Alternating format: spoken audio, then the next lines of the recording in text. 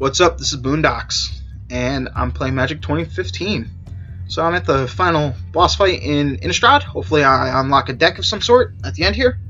Hopefully no guarantees, because I'm not really sure how 2015 works. It's a little bit different than the previous games with the whole unlocking boosters each time you win. But I'm going up against the Angel Avacyn.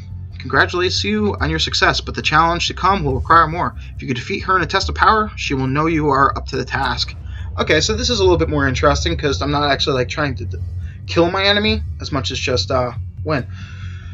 Okay, so this card lost me a tournament when an enemy was able to take over my character and beat me the next turn just because I wasn't able to swing through. It sucked.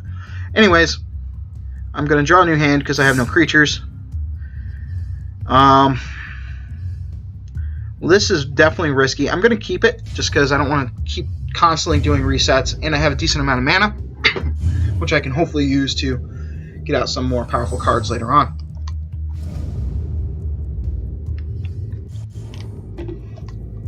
And I'm not sure how she's going to get played out, so play my Kiln Fiend.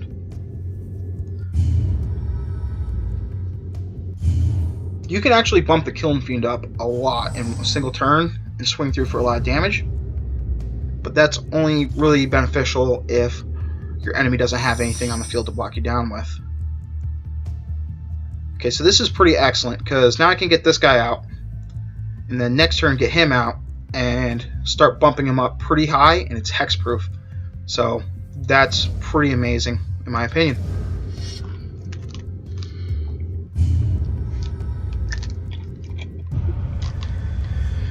Attack with all attack. It's only 1 damage, but I will eventually be able to start bumping up creatures pretty high. Oh, I can even put +1/+1 on him. This counts as a beast. Elemental Beast. Awesome. I'm probably going to try to bump up my hexproof guy, though, just because I don't want, what's this? Flying. Enters the battlefield, return a permanent you control to its owner's hand. Okay. But that sucks because it's a fucking 3/3 flyer. That is not what I was hoping for. Sadly. Okay, play that guy. Get out my... what the hell is he even called?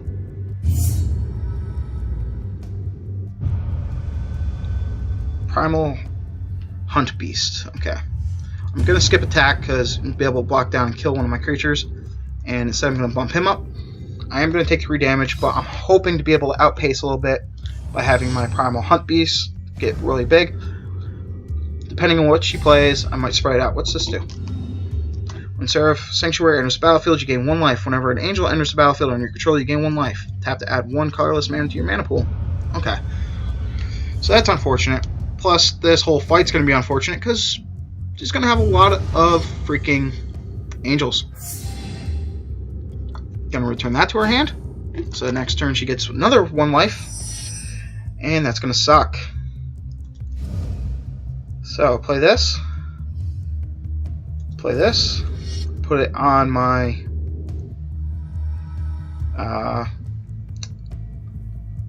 thinking the Kiln Fiend, but I'm actually gonna put it on this guy, so that way it's a little bit harder to kill that one. Be able to do only 1 damage with that. So in the meantime, I'm just going to continue. And even if this gets blocked down, I'm not too concerned because I'll be able to kill one of the angels off. And yep, he gets killed off. But now I'm just going to bump up the Kiln Fiend and be happy with it.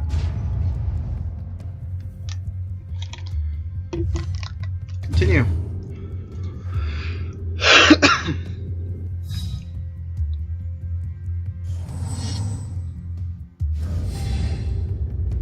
That might not have been perfect, because if she has O-rings or something, I would have liked to have the hexproof, but oh well, too bad, so sad.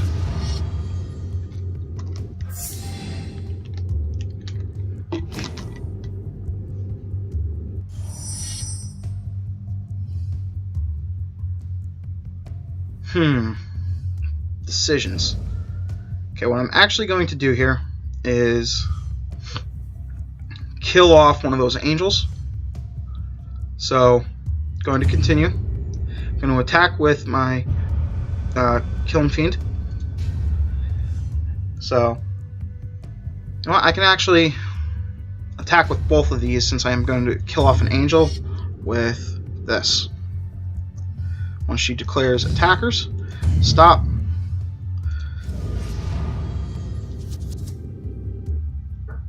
I'm gonna max out the damage, yeah. Just in case she has something weird, but honestly, she doesn't have any mana, so it's kind of pointless. I don't have any mana or anything to spend on anyway, so it's not that big of a deal. But she takes 3 damage, and her other angel dies, which is excellent. I'm gonna bump up my Killing Fiend one more turn, and get down Rotting Molehorn.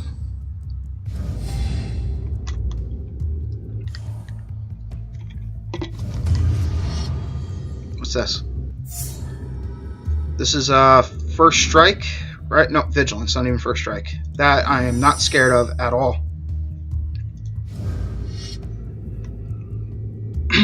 Plus, Act of Treason will be very powerful later on.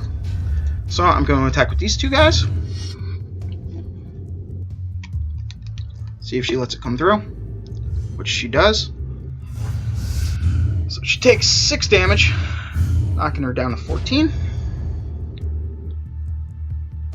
Now, I'm going to put it over here just so that way he gets over the 3 mark, because most of the angels she's been playing so far have been 3/3s. She doesn't have very much mana since she's been bouncing it back to her hand each turn, which is pretty excellent. So, yeah, I guess I might as well block this down. Hopefully she doesn't have anything to kill me off with.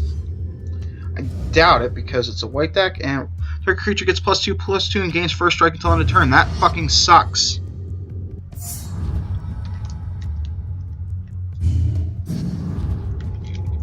Oh well. Okay. It's +3/+3 and has first strike. I'm actually going to put that on.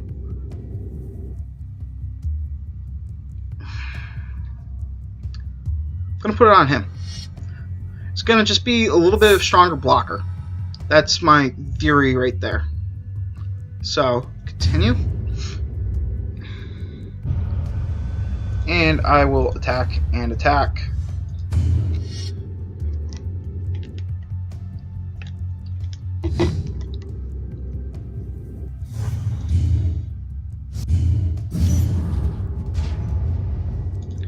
And I get to bump up my Killing Fiend one more turn. And I honestly hope she puts out a big angel or something, so that way I can just Act of Treason it and swing for the win. Turn creature card from your graveyard to the battlefield. If it's an angel, put 2 +1/+1 counters on it. Awesome, because now I'm just going to Act of Treason and win the game.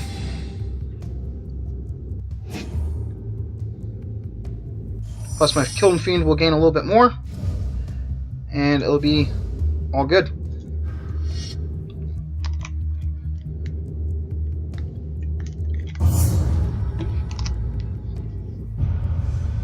Attack with all, attack. Easy day.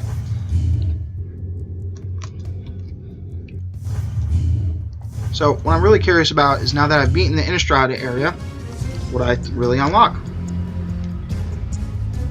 Yeah, Boondocks wins. What did I get? Purchase cards have been added to your collection. Not totally sure what I purchased. Okay. What did I get? Achievement unlocked. I unlocked Theros. Did I not gain the deck? What's this? Innistrad. Wow, that came with a good chunk. Defender, protection from zombies. That's alright. Neutralize is decent, mostly because of the mana cost. It's only good with certain decks, though. Fling is a lot of fun. Let's see here. Furor of the Bitten. Enchanted creature is +2/+2 and attacks each turn if able. You can actually use that to beat certain other creatures, to be honest, by enchanting your enemies. Necromancer's Assistant enters the battlefield. Put top 3 cards of your library into your graveyard. Depending on what deck you have, that can be very beneficial. Walking Corpse, I already seen that. Creatures your opponent control get -4, -0 until end of turn, which could be very helpful. Elixir of Immortality is decent, mostly because it gets put back in your deck each turn. What's this guy do? At the beginning of your upkeep, draw a card. If you control the creature with the greatest power, or tied for the greatest power. That's nice. I actually really like that. Convoke, flying. Seraph of the Mass's power and toughness are equal to the number of creatures you control. And Resolute Angel, flying. When Resolute Angel enters the battlefield, the life total is less than your starting life total. It becomes equal to your starting life total. That's kind of cheap. I appreciate it though.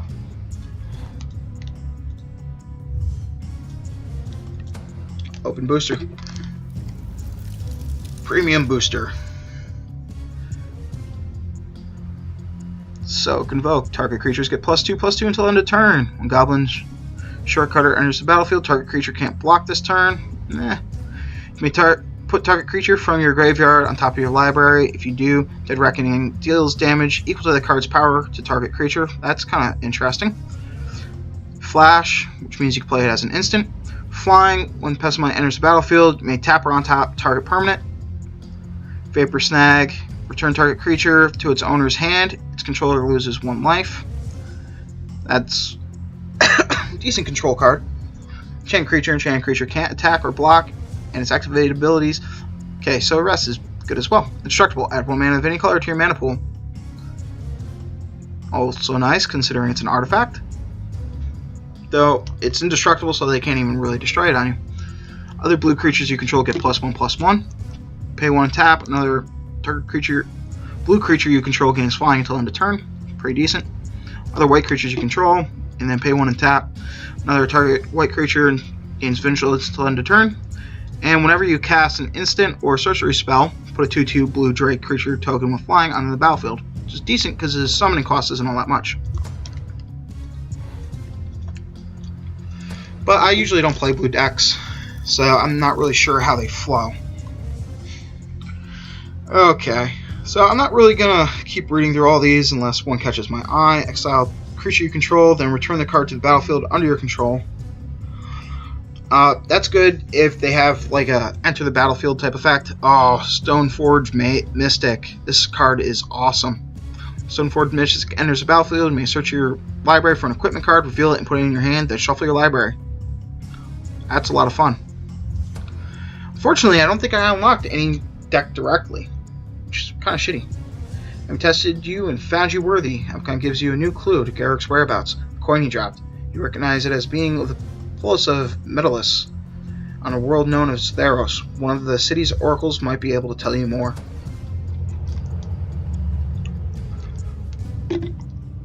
So I'm not really sure why we're chasing after Garruk. I'm assuming it's got something to do with him being all werewolfized. Because he's got cursed by Liliana Vess, or Liliana the Veil, depending on how you want to call her. Her real name's Liliana Vess. And Hydra attack. Okay. As you move through the thick forest, inscrutable hissing comes from every direction. Suddenly, a monstrous creature lunges at you.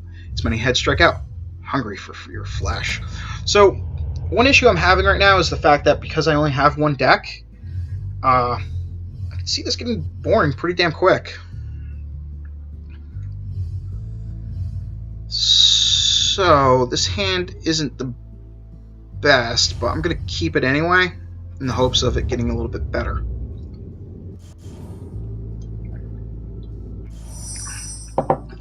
That's helpful. And again, it's not the best, but I'm feeling like the Hydra probably has something really powerful, so I'll be able to take control of it and then attack.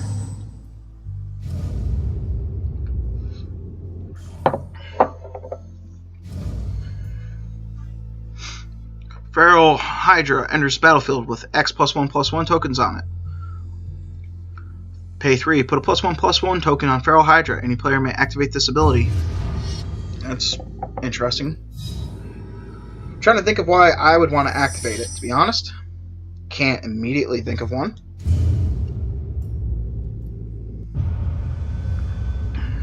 But I honestly feel like she's gonna, or no, this Hydra is gonna try to bump up this Hydra as much as possible and swing through on me. So, with that in mind, I'll probably wind up taking 2 damage this turn. No, just 1. Okay. Is it gonna play? No, okay, there it goes. Gonna wait to see who's blocking it, which makes sense. Though I don't have a blocker, so in the long run it doesn't make all that much sense. But whatever. It's probably just splitting hairs at that point.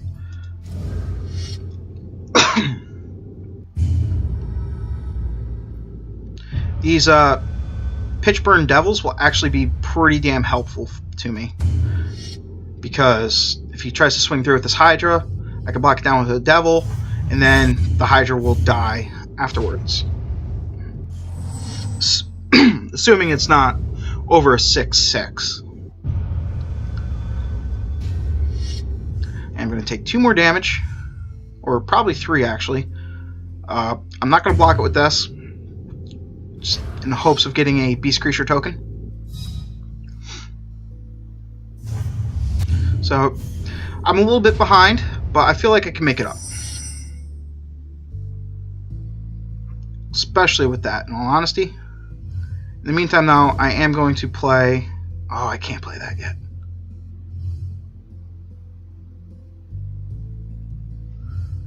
So I'm going to take 4 more damage, which sucks. But I do have pathways to win. It really just comes down to what this guy's going to play before.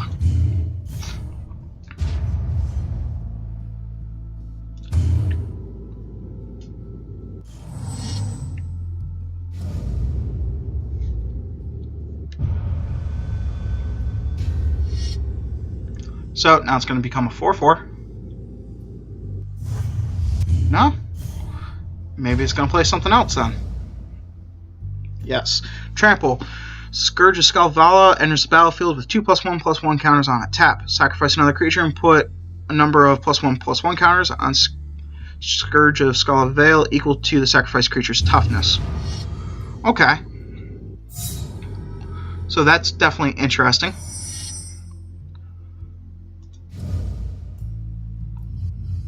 And I'm going to put down this Devil.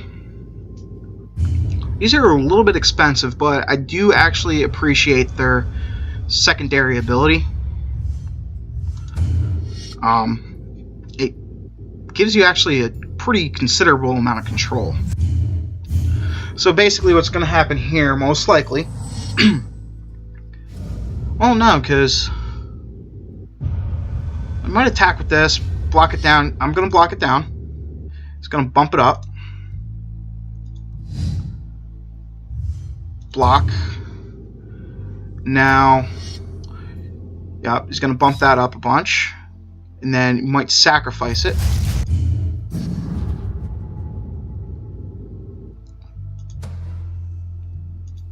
Right now, you might sacrifice it and bring it over here. But this is only going to get +1/+1. Oh no, I got all of it, even though it was only at 1 toughness. I wasn't totally sure on that, to be honest. Okay, so I can't quite go for the win this turn, unfortunately. But if I play this card, the next turn I won't. Well, no, next turn I might. In the meantime, I'm just going to attack like that. And see where this takes us. Hopefully he doesn't play that many more creature cards. Because this thing's pretty damn powerful. And it's relatively scary. Next turn I could... No, next turn I can swing for the win, assuming it doesn't play any more creature cards. Which probably will.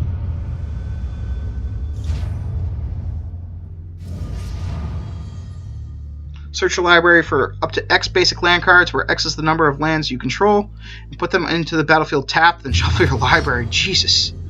Okay. So, I will win. But that just became very dangerous for me. Fortunately, like I was saying earlier, I do have the means for victory at my disposal. I'm just going to make doubly sure by putting that on here. I mean, obviously the math added up to 13, and they couldn't do anything to me anyway. But this just that much more reassuring. Attack with all. Attack. Because had this card play, or had this Hydra guy played one more of those starting Hydras, had enough mana to bump it up to ridiculous proportions right from the beginning. And then, if somehow you managed to kill it, we just sacrifice and bump this one up like crazy. So, it was definitely an interesting little combo with those Hydras, but overcame it no problem. So Hydras are nice, but they're more of a late game type creatures. Though, as you can see with those, you could play them early on. Theros. Reach Monstrosity. 4. I'm assuming Monstrosity, you pay that and you gain like +4/+4. Titanic Growth is awesome. Alright, let's see what my end cards are. Ooh, I got a legendary. Vigilance. Whenever Brima's King of Orsicos attacks, put a 1/1 white creature token on with Vigilance on the battlefield. Whenever he blocks, put a 1/1 white creature token with Vigilance on the battlefield, blocking that creature. And he only costs 3. That's pretty nice. I'm not sure if you can make a cat deck in this game or not, but that used to be something you could definitely do. So, time to take on the Minotaur Stampede, and this will be my last fight for this particular video. Definitely unlocked a good chunk of cards, and I could play around with my deck a little bit. Play with my deck later. The Dreadful Bellow, the mob of brutal Minotaurs attack. Okay. So once again, not the best hand. It's kind of hard to say what the best hand is in this, mostly because this isn't really my playstyle. I was hoping for something slightly different when I picked this, and I wish I could go back and pick other decks at this point, but I'm not sure. I'll probably play around with it a little bit before starting my next video after this one. And if I can figure out if I can change, I'll probably put out that information. Okay, so Deathblow Raider attacks each turn of Fable. Pay 3, including 1 black mana, and regenerate his happy ass. So he's a 2/3 for cost of 2. Yes, he has that negative side effect where he has to attack each turn of Fable, but in all honesty, that's not that bad. I am going to play this and continue. Or I'm going to put it on that guy, I guess. I mean, it doesn't really matter. Oh, man, this is not a good hand to start with, to be honest. I can't attack. Can't do nothing. And it's going to play 1 more mana and probably swing for the attack. So that way if I try to block it down, it's just going to regenerate. Exactly. So I can't block it down this turn because it's just going to come back. And I would prefer to just take the 2 damage. As shitty as that sounds. Sadly, he's probably going to have another card to play. Yep. 2/3 Minotaur. So this one is borderline more powerful. Borderline. This kind of sucks, honestly. I might just want to take out one of those Minotaurs. So what I'm going to do is attack, and yeah. And now, depending on who he blocks, I am going to Titanic Growth it. Just to get rid of this Minotaur. That's really the only reason. And in the meantime, get at least 1 damage against him. Though now he'll be able to come through and do 2 against me. like it's nobody's business. I'm mostly just trying to get out some stronger creatures. That'll take a little bit of time.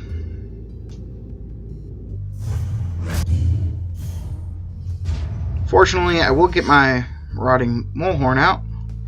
Except now I'll die to that as soon as he attacks. Which is shitty, but oh well.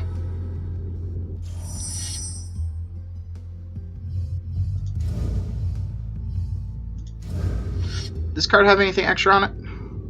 No, just nice little information. It's cool that they display what the cards are actually written on them, because some of that stuff is actually a lot of fun to read at times, to be honest.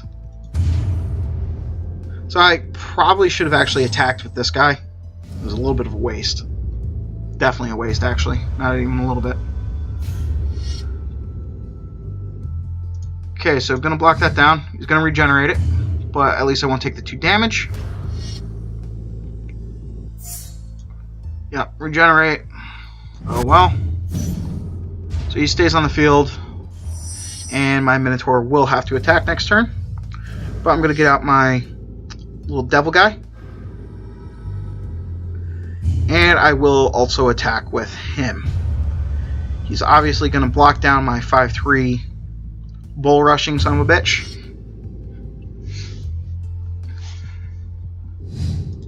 No? Yeah, okay. They just kind of swap sides, which is interesting, I guess. But once again, he's down to a single Minotaur.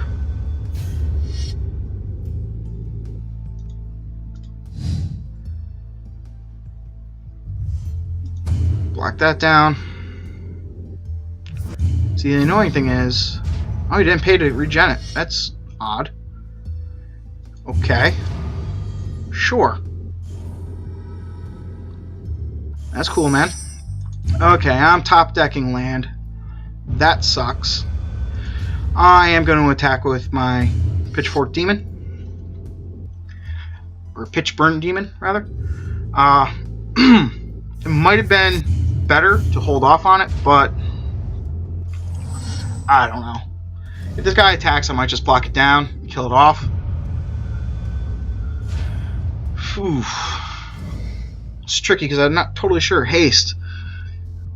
Enters the battlefield, it gains +2/+0 until end of turn. Okay. I know what haste is, thank you. So he's a 4/2. So if he swings with both, which he didn't. Okay. And continue.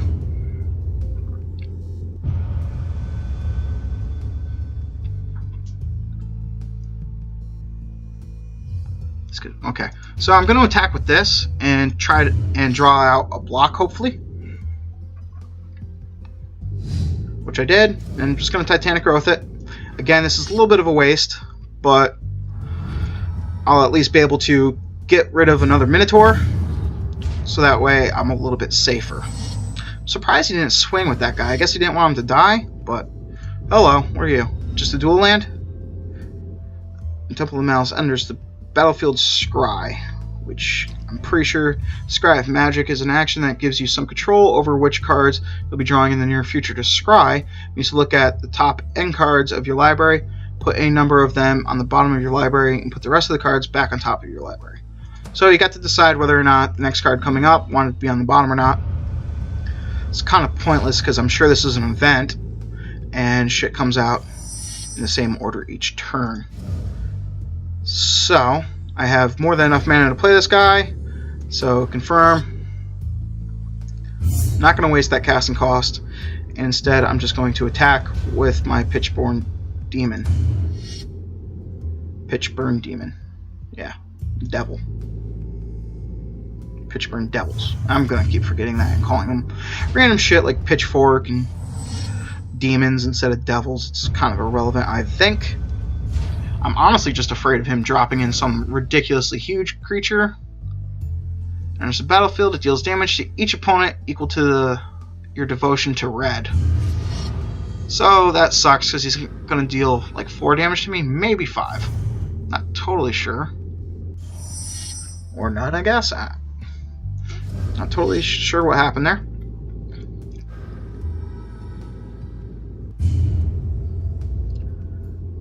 Okay, I am going to go balls out this turn.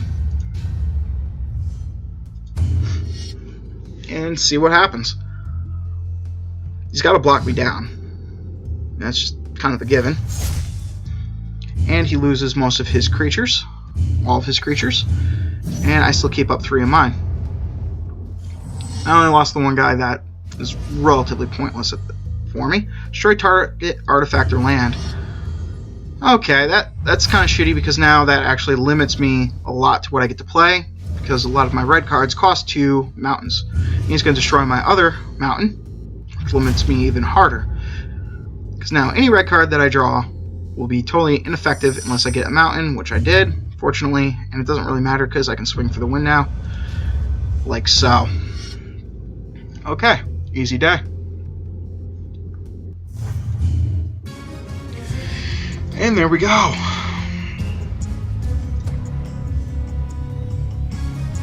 New boosters unlocked. I'm definitely gonna up the difficulty because this is getting a little too easy.